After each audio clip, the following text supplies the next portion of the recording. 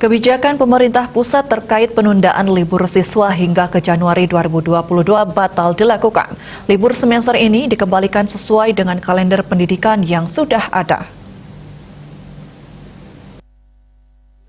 Penegasan itu diutarakan PLT Kadisdikpora Denpasar IGN Edi Mulia. Ini artinya libur siswa tetap seperti semula, yakni setelah menerima raport. Denpasar menjadwalkan penerima raport pada 18 Desember.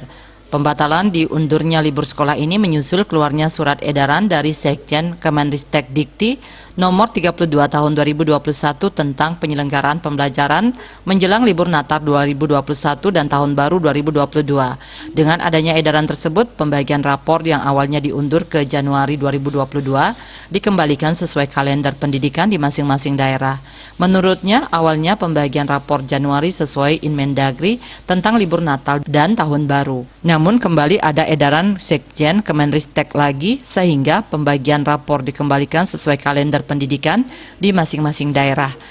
Sehingga untuk di Kota Denpasar pembagian raport siswa akan digelar pada 18 Desember 2021.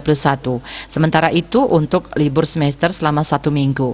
Diberitakan sebelumnya jadwal pembagian raport untuk siswa di Denpasar diundur. Hal ini menyusul adanya instruksi Menteri Dalam Negeri Inmendagri nomor 62 tahun 2021 tentang pencegahan dan penanggulangan COVID-19 saat Natal tahun 2021 dan Tahun Baru 2022. Dalam Inmendagri tersebut disebutkan bahwa sekolah diminta untuk melakukan pengunduran waktu pembagian raport. Salah seorang siswa, Dea Regina Ananta Putri, menyambut gembira pembagian rapor yang dikembalikan ke jadwal semula.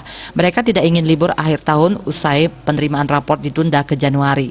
Mereka menilai penundaan hari libur siswa akan mubazir karena rapor sudah diterima duluan. Asmara Putra, Bali Post melaporkan.